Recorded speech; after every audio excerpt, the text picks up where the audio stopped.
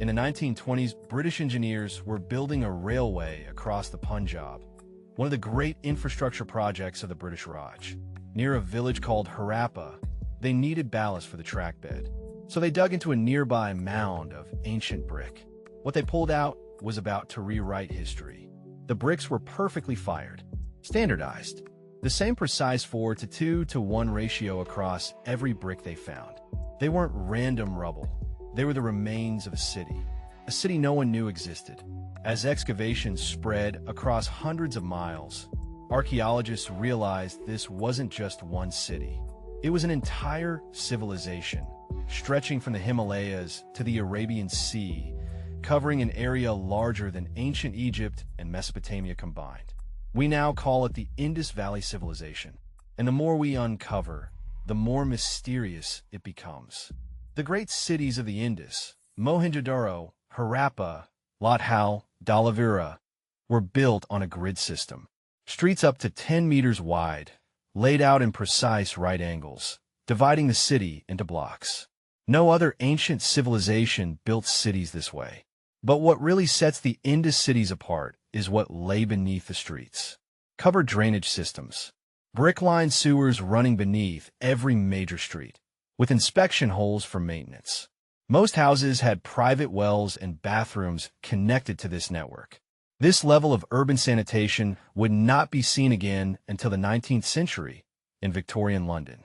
At the heart of Mohenjo-daro lies the Great Bath, a waterproof pool built with bitumen-sealed bricks, surrounded by a colonnade of rooms. It was likely used for ritual purification, a public space for something deeply important to their society.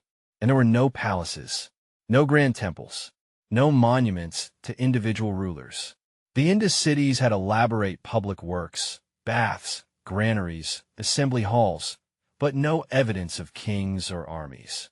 The civilization appears to have been remarkably egalitarian.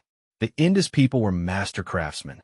They produced carnelian beads so fine that the heat treatment process used to make them has only recently been replicated by modern science. They wove cotton textiles, among the earliest evidence of cotton cloth in the world. They cast bronze statues using the lost wax technique, like the famous dancing girl of Mohenjo-daro. Their seals, small stone tablets carved with animals and symbols, have been found in Mesopotamian cities like Ur and Kish, over 1,000 miles away. This was a civilization that traded extensively across the ancient world, exporting timber, ivory, and luxury goods, importing raw materials from as far away as Central Asia. They even had standardized weights, a system of binary ratios used across the entire civilization, from the Himalayas to the Arabian Sea. One system, one standard, over 1 million square kilometers. And then there's the script. Over 4,000 inscribed objects have been found, seals, pottery, signboards, bearing around 400 distinct signs. It was used across the entire civilization, suggesting a standardized writing system. And nobody can read it.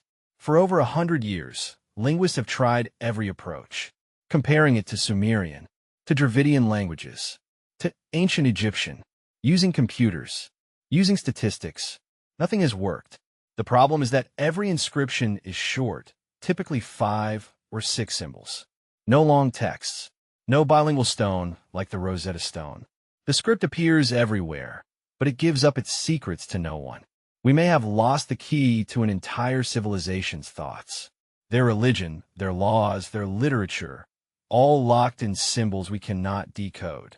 Around 1900 BCE, something began to go wrong. The cities didn't burn. There's no evidence of invasion, no mass graves, no signs of war.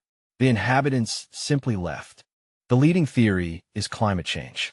The monsoon pattern shifted, weakening the rains that fed the Indus and its tributaries.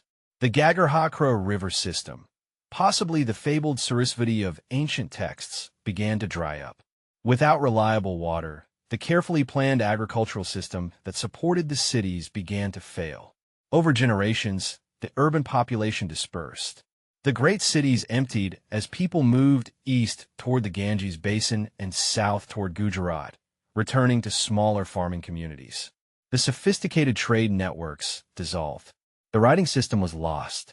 A civilization that had flourished for 700 years faded away, not with a bang, but with a slow, quiet abandonment. Today, the Indus Valley civilization remains one of the great enigmas of the ancient world. We can see their cities. We can hold their seals. We can admire their craftsmanship, but we cannot hear their voices. Their script is silent. Their religion unknown.